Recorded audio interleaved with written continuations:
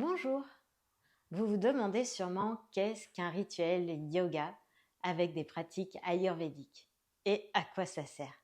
Alors bienvenue sur ma chaîne, je suis Nathalie, professeure de yoga et par cette vidéo je souhaite répondre à ces questions. Qu'est-ce qu'un rituel yoga avec des pratiques ayurvédiques? Il faut prendre le terme rituel comme une discipline pour prendre du temps pour vous et soin de vous au quotidien. Alors vous le faites sûrement déjà tous les jours, comme vous brosser les dents et prendre une douche.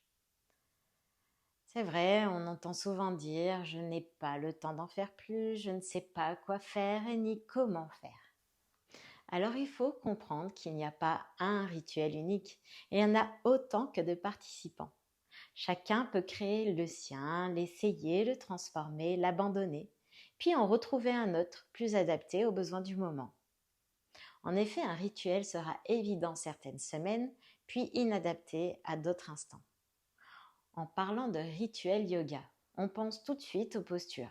Alors oui, mais pas que, il y a aussi la méditation, les mantras, la lecture, mais aussi on peut intégrer la médecine ayurvédique par les kriyas, qui sont des pratiques d'auto-purification.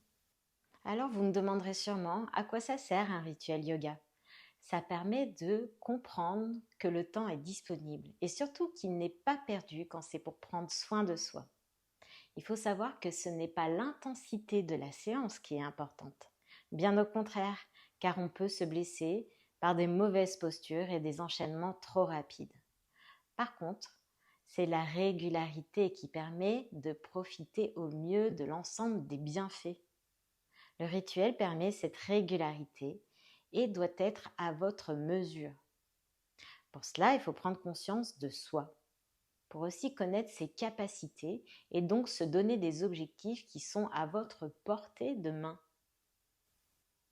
Ce rituel va forcément vous confronter à votre vie au quotidien. Il y aura des jours où il ne sera pas possible de suivre cette discipline ou voire même pas du tout l'envie de faire. Attention, ce ne sera pas un échec. D'ailleurs, ce mot est à bannir du yoga, même pourquoi pas de votre vie. Si vous manquez votre rituel pour X raisons, cela doit vous être égal.